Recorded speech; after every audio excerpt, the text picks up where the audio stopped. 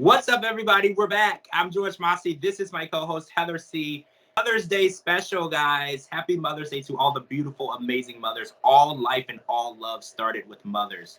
So we watched Unexpected, Season 5, Episode 10. This is Part 2. This is the Kylan and Jason special, guys. We're going to talk about them exclusively. So what we saw last night was one of the most intense episodes of Unexpected I have ever seen. I've never seen a labor experience that went this way. Everything went completely south. It escalated out of control. We watched Kylan in intense pain after 25 hours and counting of pains and labor and literally screaming and crying in pain. And it was so difficult to watch. And what made it even more difficult, when the midwife sent Kylan to the hospital was pre-warned of what was going on, and they were ready to get an epidural for her to ease this pain so she could sleep. She hadn't been sleeping in over 25 hours. She had not eaten in over 25 hours. She had not drank anything in over 25 hours. Jason refused an IV at the birthing center. So no liquids, guys, for over 25 hours. And we are watching Jason fight tooth and nail of an epidural, and his feelings are the epidural has extremely dangerous drugs in it, and he feels that it's going to be an addiction for Kylan, which I've never heard a story where a mother said, I was never on drugs and I never had an addiction until I gave birth to my child and I got an epidural. I've never heard that story, and I feel like I don't live under a rock, right? I feel like that would be something we would hear about, and hospitals are very prone to being very careful of the drugs that they give you, and they tell you about any warnings, or if they do give you an opioid in any way, they explicitly tell you this can be habit forming, this can be addicting, do you still want it? And that was never said. So I was just floored at the behavior, right? How did you feel about this behavior? You know what? This episode was really hard to watch. I understand why they put the whole disclaimer in front of the episode because, first of all, they're young and this is their first child. This should be an experience, like this should be something that they look back and they'd be like, oh my God, I remember son, daughter, the day you were born, whatever. I held you, I cut the umbilical cord. Not dad got arrested, escort out the building, mom was in pain, I'm traumatized, I don't want no more kids for the rest of my life. Like, this was the most hardest thing to watch. And you know what? You could tell that she does fear. She fears something.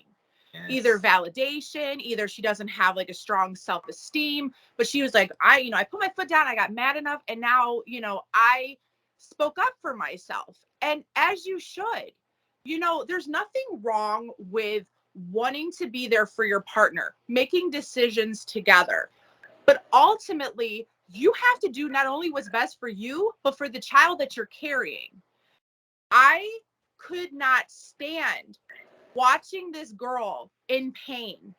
And the hospital staff felt some type of way because, they can't really do anything to an extent, but they were right for stepping in and saying, you know what, this is getting out of hand. And he's so worried about his unborn child, but he doesn't care that he's probably, like you said, dehydrating her and causing her stress, which is causing stress on the baby.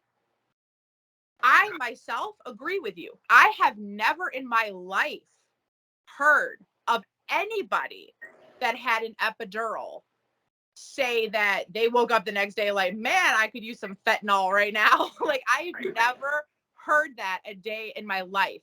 All it is something to help ease you so you can give birth a lot easier. And there's a lot of mothers that, like he said, does it naturally, but not everybody is built the same. Some people don't have such a high pain tolerance that they can handle that.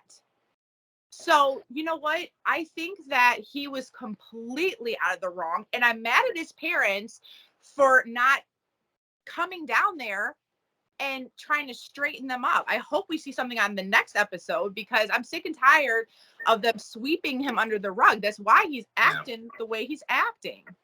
And they know it. And that's the crazy part.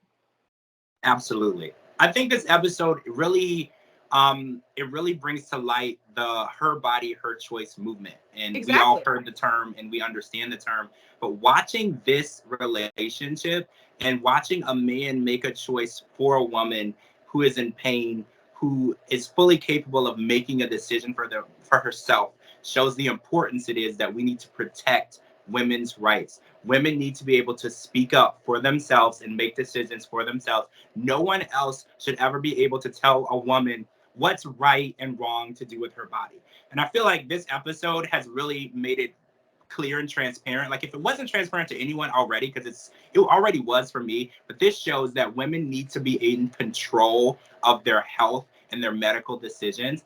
And I feel like Jason loves her, but the type of love that he has isn't the type of love that wants the best for her. Exactly. No. Like I feel like he wants to love her is the way he wants to love her and the way he can control her. And I want her to speak up more. You know, she found her voice, and I know it's difficult because for so long she had hidden that voice away and she had let it be silent. And her finding her voice in last night's episode was just amazing to watch. It was great to see her take that stand for herself and say, look, this is how I feel. This is what I want. And I don't care how you feel or what you like or dislike. This is what's best for me. And this is what's best for your child. Because mothers have always been the decision makers. If men want to decide to say it's right or not, if a woman decides what's best for her and her child, that's the decision that goes. And men, we have to respect women's decisions when it comes to children and their bodies. And I would trust any mother to make a decision over any man. You know, mothers know about their children and they know their bodies. They know the pain. They know how they feel. No man can really understand what labor, delivery, birth is like. You can only be supportive. And that's really what the hospital staff wanted. Just if you're going to be here, be supportive or get out. You know, because you'll never understand the whole life that you live on this earth, what it's like to be laying in that delivery bed, pushing out a human being in 24, 25 hours of pain. No man can ever say, you know, oh, suck it up. No, you can't say suck it up. Playing football, getting hurt, breaking a limb, it still doesn't compare to what women go through literally bringing life into this world.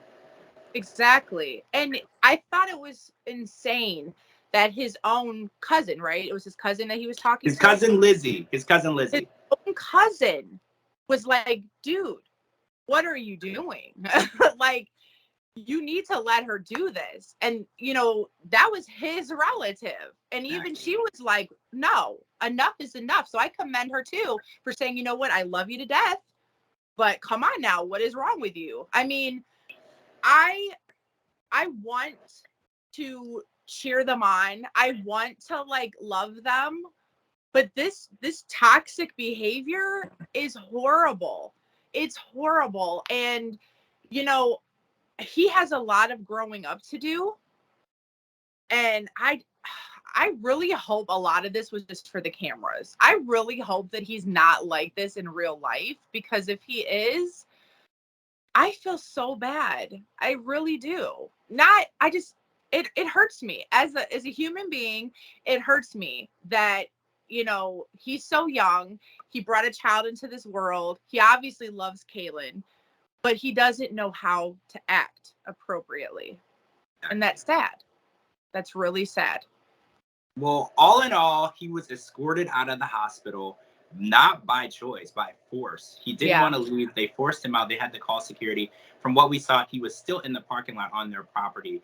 And from what we understand, the situation is going to escalate even more. So we have to keep watching to see what happens. And we're excited to see the birth of Xavier.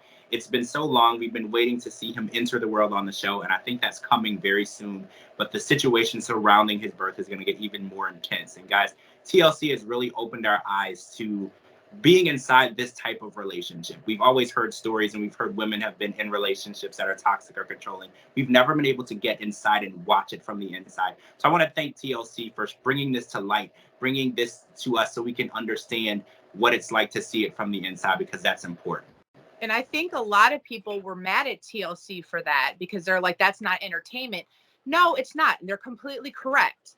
Abuse is not entertainment. But people need to be educated. And I think this is what's wrong with society and what's wrong with a lot of people today. They're not educated. I think that young people that are thinking about starting a family, that are having the premarital sex and all this other stuff, I think they need to see shows like this to say, hey, grass isn't always greener on the other side. Struggle is real. You know, there might be girls out there right now that are going through the same exact thing as Kaylin, and they don't have the resources to reach out. They don't think that it's okay to speak up for themselves. So no, it's not, as they would say, entertainment purposes, but it's good as an educational purpose. Exactly. All right, guys, that's it for part 2. I'm George Mossey. This is my co-host, Heather C. Unexpected, Season 5. This was Episode 10, Part 2 of the podcast. Thank you so much for joining us. Make sure you live tweeting with us every Sunday night. We hope to talk to you all really soon next week. Bye.